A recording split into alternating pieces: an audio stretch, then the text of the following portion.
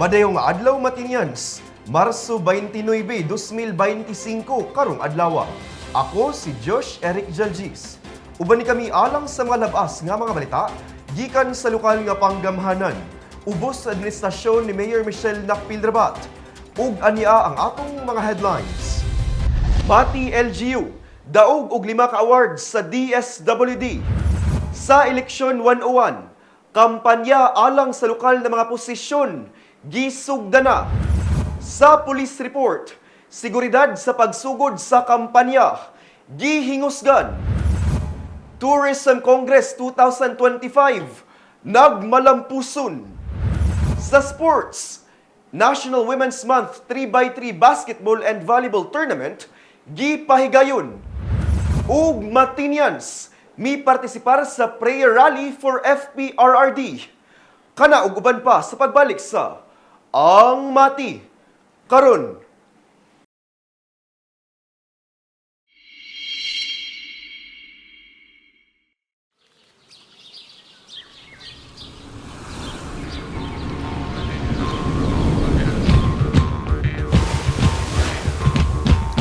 Boa noite, povo, que eu cheguei. Mais outra vez apresenta meu baianão. Povo, que eu cheguei. Mais outra. Boa noite, povo, que eu cheguei. Mais outra vez apresenta meu baianão.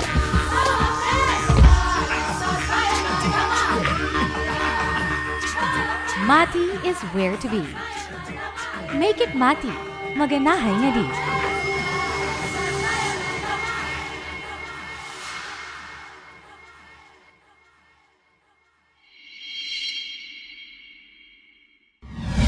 Kung may gustong isumbong nga problema sa inyong barangay, o di ka proyektong kinahanglan ninyo nga wala matagad, kung kamo nangitag kadangpan sa inyong suliran, i-report na kana sa Ang Mati karon.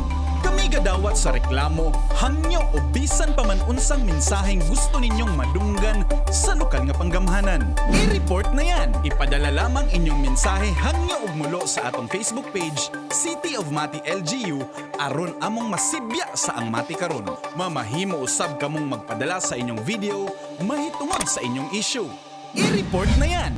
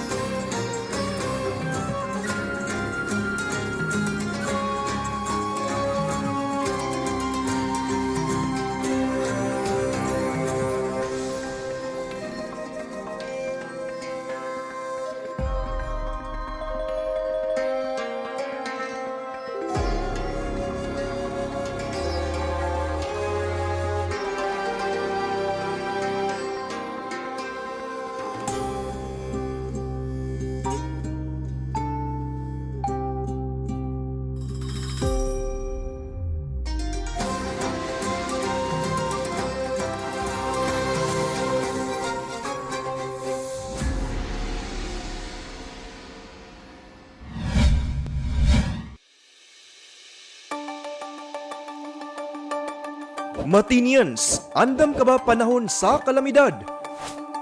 Ang Go Bag usa sa mga alibyo aron kaminusan ang epektong hatod sa kalamidad o emerhensiya. Ali, tabangan ta ka magprepara og Go Bag aron ready ka pirmi.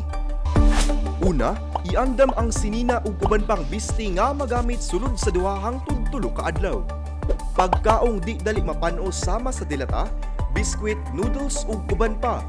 Tubig mainom, kutsara, tinidor, plato ug plastic bags. Toiletries sama sa toothbrush ug toothpaste, sanitary napkin para sa mga babae, sabon ug shampoo, hand sanitizer ug alcohol. First aid kit sama sa band-aid, mga tambal, ointment para sa mga samad, maintenance medication kung naa. Survival kit sama sa pocket knife na dunay can opener, flashlight ug posporo o lighter, ug pito.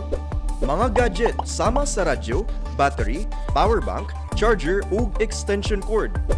Human kini tanan maandam, ibutang kini sa bag na dili dali mabasa. Ang go bag ibutang sa butanganan na dali ra makita.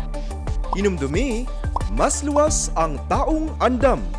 I-ready na ang inyong mga go bags, Matinians. Kabalo ka ba? Nga otomatikong kansilado ang klase sa mga eskwelahan kung adunay bagyo, kusog nga pagulan, baha, ug kusog nga linog. Subay sa DepEd Order No. 37 Series of 2022. Otomatikong makansela ang klase gikan preschool hangtod grade 12 kung adunay na issue na tropical cyclone wind signals. 1, 2, 3, 4 o 5 gikan sa Pag-asa o ang Philippine Atmospheric, Geophysical and Astronomical Services Administration. Gawas sa bagyo, otomatikong kanselado sab ang mga klase kung adunay gi-issue ang Pag-asa na orange o red rainfall warning. Mamahimo sab na magsuspende og klase ang lokal na panggamhanan tungod sa pagulan bisan og walay warning gikan sa Pag-asa. Samtang otomatikong makansela sab ang mga klase kung adunay flood warning gikan sa Pag-asa. Makansela o masuspende sab ang mga klase bisan og walay flood warning sa Pag-asa kung kini gimando sa lokal na panggamhanan. Sa panahon sa linog, otomatikong makansela ang mga klase kung lapas sa intensity 5 ang gideklara sa PHIVOLCS nakakusgon sa linog. Samtang mamahimong ikansela sa lokal na panggamhanan o mga school principal ang klase kung adunay linog na baba sa intensity 5 ang kakusgon. Kini nga polisiya mausab ang ginasubay sa Commission on Higher Education CONCHED. Karon, kabalo na ka!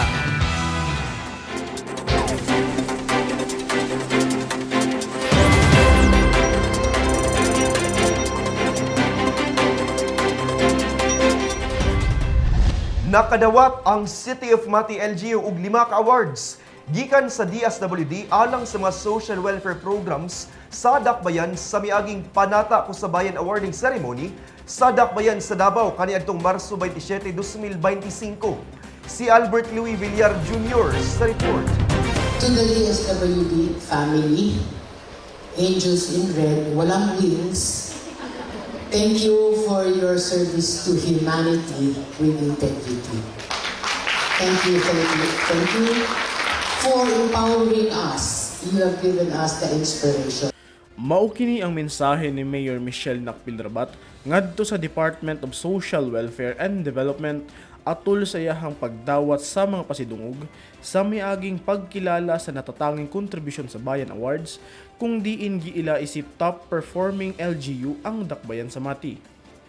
5 ka pasidungog ang naangkon sa Dakbayan alang sa mga social welfare programs niini nga nagatumo nga kahatagan og bili ug matabangan ang anaa sa kadutlan nga sektor sa katilingban, ang pagpalambo sa maluntarong pagpanginabuhian ug ang kaayuhan sa tanan. Ang mga award gilang kuban sa Gawad Serbisyong Mapagkalinga, first place, Gawad Serbisyong Masigasig, first place sa syudad ng kategorya. Anausab ang Gawad Serbisyong Mahusay, kung diin giila ang inisyatiba sa Dakbayan sa Mati sa pag-alaga sa makabatan-unan ug ingon man sa mga senior citizen. Apil niini ang Youth Category, Hinimo Project, first place. Children Category, Eco Kids Program, first place. Senior Citizens Category, Local Social Pension Program, first place. Family and Community Category, Kusina ni Nanay, second place. Anausab ang Gawad Paglilingkod sa Sambayanan, LGU Implementing Outstanding Livelihood Program, Micro Enterprise Development Model, Nga usa kapag ila sa pagpaningkamot sa lokal na panggamhanan alang sa pagpromotar sa sustainable livelihoods sa Mati. Ug gawad serbisyong matapat nga usa-usab kapag ila sa walay puas nga pagpaningkamot sa Mati City LGU nga kahatagan og dekalidad nga social services programs ang katawhan sa Mati. Gisaysay ni Mayor Michelle Nakpilrabat nga inobasyon ug self-sufficiency ang mga rason kung nganong nagmalampuson ug nang baluntaron ang paghatag og social services ngadto sa katawhan sa Mati. Part of the awards is the innovation. If you notice, madami kami sa innovation sa Mati. It's to serve you, but that you cannot do because you have to follow guidelines, you have to follow some programs, so we made my own. In Mati, we have a city state of mind. We rely on ourselves, we don't rely just on the central office, but on ourselves, self-sufficiency. Giawhag usab ni Mayor Michelle Nakpilrabat ang ubang lokal nga panggamhanan nga himuong sumbanan sa matang sa social services programs ang mga good practices sa dakbayan sa Mati. Lakip ini ang pag-alaga sa mga bata ug katiguangan. That's why in Mati, we made it our priority para maganahay po ang aming lugar. Maganahay means it's a pleasant place to live in. So I invite all of you to come, make it Mati as your next destination. Come visit us. And we're glad to share with you our best practices for our kids, for our senior citizen, even our babies na apil na. Hanggang sa matatanda. Nasa ang bata, nasa tiyan pa, inaalagaan na namin hanggang sa pagtanda. Most especially the senior citizen, of which sector I already belong to. That's why we give it more importance. Example is we allocated funds to make sure that not from just the national pension but localized pension, they get a share. Ang maong mga pasidungog usa ka refleksyon sa pasalig sa lokal na panggamhanan nga kahatagan og sakto, epesyente ug makataong serbisyo ang katawhan sa dakbayan sa Mati. Kini si Albert Louis Villar Jr. para sa Ang Mati Karon. Nagsugod na ang kampanya sa lokal nga mga posisyon alang sa umaabot nga piniliay. Dungan sa opisyal nga kampanya ang paglusad usab sa Grand Oplan Baklas. Samtang gitugutan usab ang mga elected barangay ug sangguniang kabataan officials nga mosalmot sa partisan nga mga kalihukan. Si Gilbis Jean Patalingog sa report.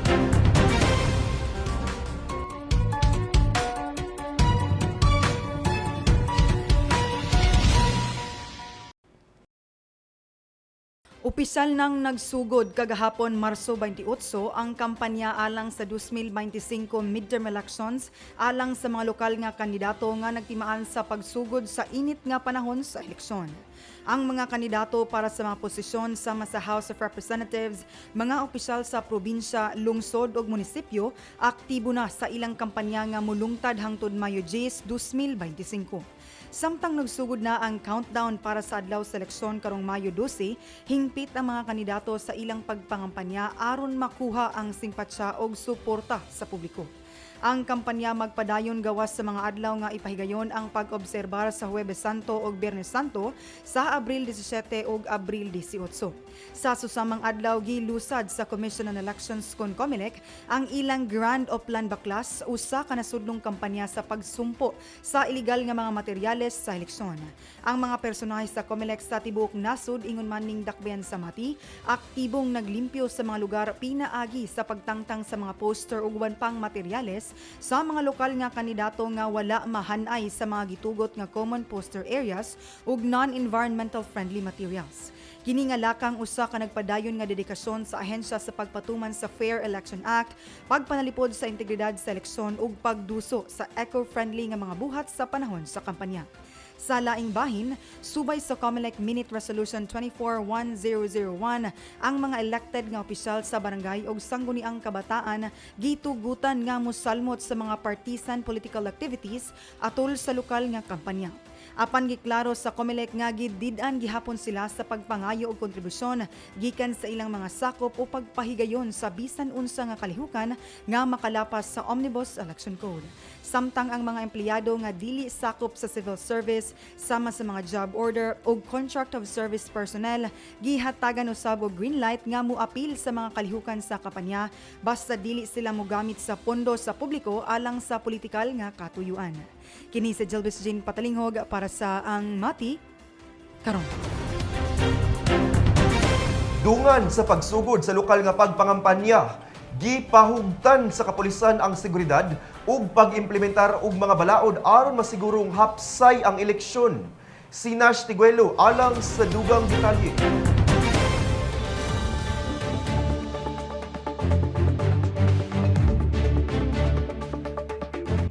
Padayon ang hugot nga seguridad sa kapulisan sa pagsugod sa local campaign period sugod Marso 28 hangtod Mayo 10 karong umaabot nga 2025 midterm elections. Sumala pa ni Police Major Al Anthony Igumban, nagpatuman na ang kapulisan og mga security measures ni adtong pagsugod pa lamang sa election period. Apan nadungagan kini og uban pang mga lakang nasama sa kandidato mo Bantay Ko nga nagtumong na malikayan ang kagubot sa pagtapok-tapok ug makabot ang malinawong pagpangampanya. Nagsugod naman ang atong security measures sa pagsugod sa election period. So nadungagan siya og mga memos from higher office na naay gimugna ang kapulisan nga kandidato mo Bantay Ko. Muna ang among ginapatuman karon nga mga measures nga naay mga pagbisita sa ilang mga residensya sa mga ginapahimo nga mga tapok nila sa atong mga kandidato sa mga activities. Mao na siya nga mga measures nato. Nagbugna usab ang kapulisan og mga threat assessment aron nga masiguro ang seguridad sa katawhan ug mga kandidato. Samtang gisaysay ni Gumban nga nagpabiling hapsay ang dagan sa kampanya, diin walay natalang mga away ang kapulisan sa lain-laing mga partido sa politika ug gikonsidera kini nga green level. So far, wala man tay intense political rivalry diri sa ato ang lugar. At the same time, ang kinatibukan sa Mati categorize as green sa level. It means walay mga intense political rivalry ang atong lugar. Gilatag na usab sa kapulisan ang mga plano sa seguridad kung ana ay mahitabong rally o mga aktibidad na ipahigayon sa mga partido.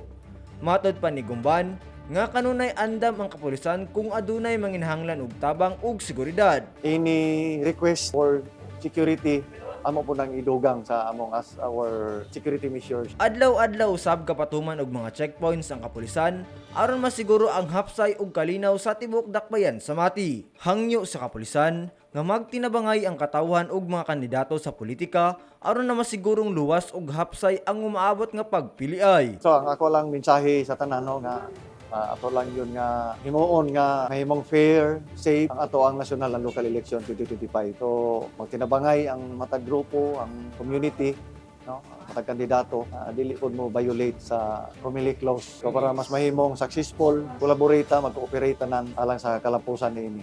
Kini si Nash Tiguelo para sa Ang Mati karon. Sa among pagbalik, Tourism Congress 2025 nagmalampuson National Women's Month 3x3 Basketball ug Volleyball Tournament gipahigayon ug Matinians mi partisipar sa prayer rally for FPRRD kana sa pagbalik sa Ang Mati karon.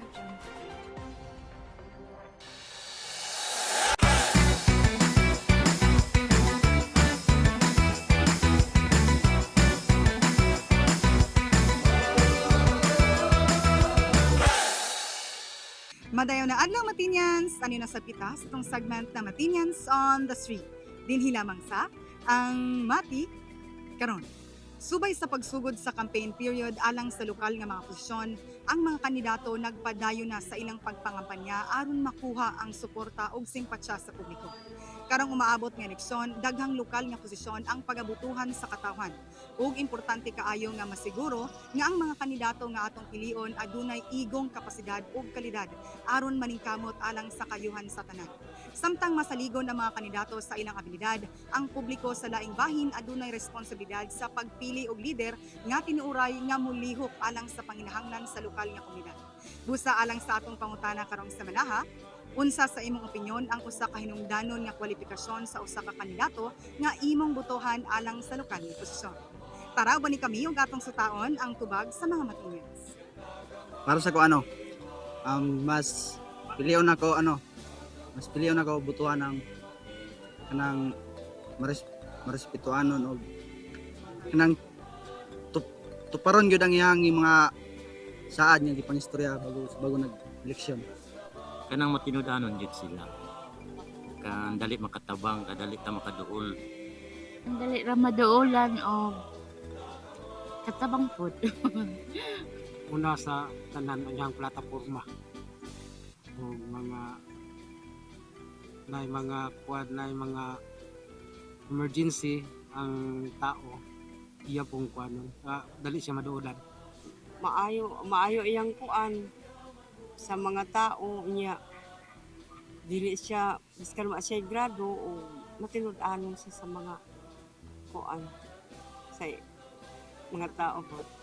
Siguro ang atong pilion qualification sa isip mga politiko ano na gyud kahanas na ikasing-kasing para sa katawan, dili lang kasing-kasing para sa iyang kaugalingon. O niya dili lang kay sa panahon nga makitaan sila nga panahon nang hinahanglan sila na unta po panghinaon na itong mga kitang mga ubos ng mga katawhan nga makitaan po sila panahon sa kining kita nga nang hinahanglan, no? So mao man kasagaran. So kasagaran mo sa mga politiko mingon sila nga ang dili lang ang lihok mo ipasuon nga tawag na pasultihon kundi ang trabaho mo ipasultihon. So ana ba so ako sa kuwa lang ako ang pinakauna na ipagkahadlok dito sa Ginoo. So muna yung importante daan ako ni ana. So may nampuon siya kay moingon siya nga ato lang ning ampo itabangan ko. So ato lang naa siya kasing-kasing magdukon sa Ginoo kaya naay mapagmahal nato mga tao. Kanang number 1 gud na ma'am. Kanang plataporma, dili mingon na plataporma sa sarili. Ate patluyan ang mga tao sa bayan. Ug mo kana ang tubag sa Matinians kabahin sa atong pangutana karong samana. Ubani na usab kami sunod semana din lamang sa Matinians on the Street. Ako si Jilvis Jane Patalinghog, amping!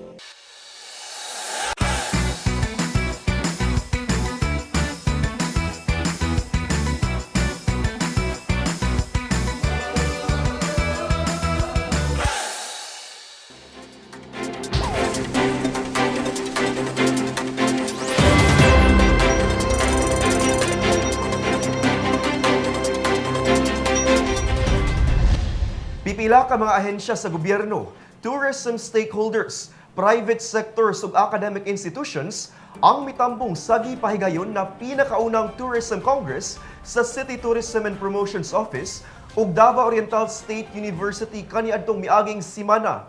Si Jasmine Tia sa dugang detalye. Merging aspirations for a transformative and inclusive tourism industry. Mao kini ang tema sa pinakaunang gipahigayon na Tourism Congress sa City Tourism and Promotions Office kauban ng Davao Oriental State University kaniadtong Marso 21, 2025. Kapin 200 ang mga mi-partisipar sa maong Congress nagilangkuban ug managlahing mga ahensya sa gobyerno, private sectors, mga academic institutions ug mga stakeholders sa turismo.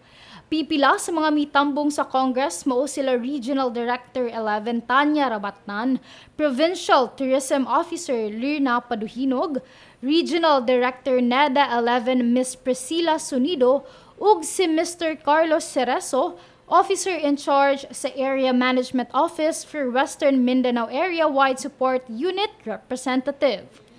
Tumong sa maong panagtapok ang paghatag og plataporma alang sa panag-istinoryahay, kolaborasyon ug pagpaambit og kahibalo aron mapalig-on ang lokal nga industriya sa turismo ug mapasiugda ang malungtarong mga pamaagi sa turismo.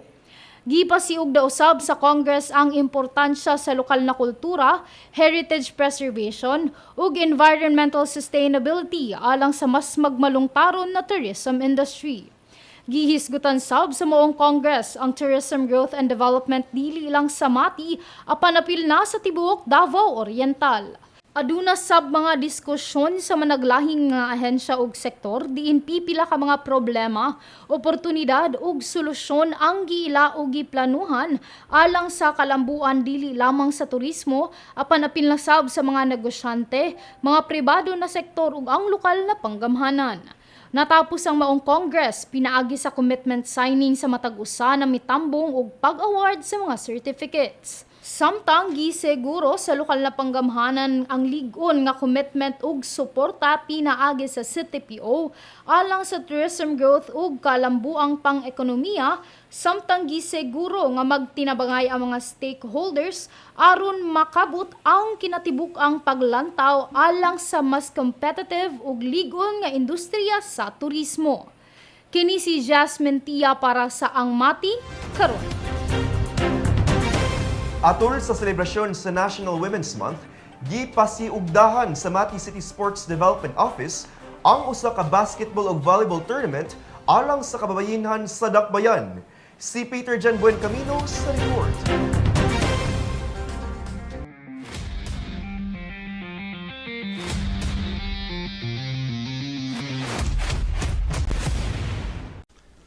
Gisugdan ang volleyball og 3x3 basketball tournament niadtong Marso 24 ug mahuman karong adlaw Marso 29, 2025 dito sa Governor Francisco G. Rabat Sports Complex MSAT Covered Court.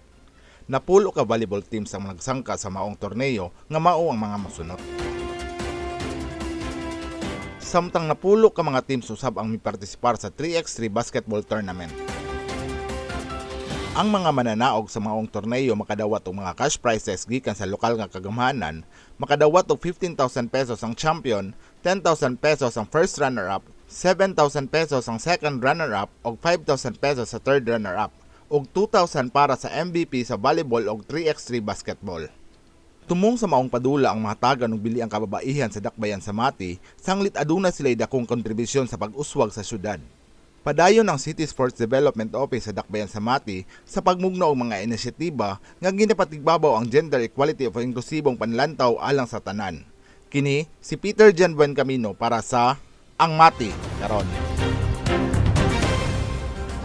Gipasiugdahan sa gatusan ka mga Matinians ang rally alang sa ika-80 nga kadlawan ni kaning Presidente Rodrigo Roa Duterte kaniadtong Marso 28, 2025 diri sa Dakbayan sa Mati. Uban sa libuan pang mga supporters sa nagkalain-laing dapit sa nasud ug sa OFW community sa tibuok kalibutan, usa lamang ang ilang panawagan: ang pagpauli sa kaning presidente gikan sa detensyon sa International Criminal Court sa The Hague, Netherlands. Aniya ang report. Hapsay ug malinawon nga gipahigayon ang prayer rally ingon man Tatay Digong at 80 Global Filipino Solidarity alang sa ika-80 nga adlaw na tawhan ni kanhing Presidente Rodrigo Roa Duterte kaniadtong Marso 28, 2025 diri sa Dakbayan sa Mati. Gatusan ka mga Matinians ang misalmot uban sa libuan pang mga supporters gikan sa nagkalain-laing dapit sa nasod nga nanawagan sa pagpauli ni FPRRD gikan sa detensyon sa International Criminal Court sa The Hague, Netherlands. Gisugdan ang motorcade alas 3 sa hapon sa likod sa Baywalk Stage ug misubay sa ruta padulong sa City Hardware, Poblacion Highway, Provincial Hospital, Rotonda, NHA Traffic Light, Menzies 7-Eleven, Provincial Hospital, Poblacion, ER Mall, Divine Mercy, Police Station, King Co-op, Magapo, City Hall ug natapos sa Baywalk Entrance Gate 1. Sulob ang berde ug puti nga mga sinina, usa ka unity stop usab ang gipahigayon sa pylon isip simbolo sa panaghiusang panawagan alang sa pagpauli ni FPRRD. Nagpadayon ang programa alas 6 sa gabi sa Baywalk, pinaagi sa live bands ug mga nagkadaiyang grupo nga mipadayag sa ilang suporta alang kang FPRRD. Kahinumduman nga bag-o lamang nagpahigayon og musika hiusa para kay FPRRD alang sa parehong katuyuan kaniadtong Marso 12, 2025 sa Baywalk isip protesta batok sa iyang detensyon sa ICC. Ang maong kalihukan nagpakita lamang sa padayon nga panaghiusa og suporta sa mga Matinians alang kang Duterte uban sa ilang panawagan nga mabalik kini sa nasud. Ang prayer rally para kay FPRRD usa ka malinawon nga pagpamatuod sa hugot nga baruganan sa Matinians ingon man mga Pilipino alang sa kanhing pangulo. Ania ang orden de ejecutibo ug mga aktibidades sa atong halangdong Mayor Michelle Nakpilrabat karong semanaha.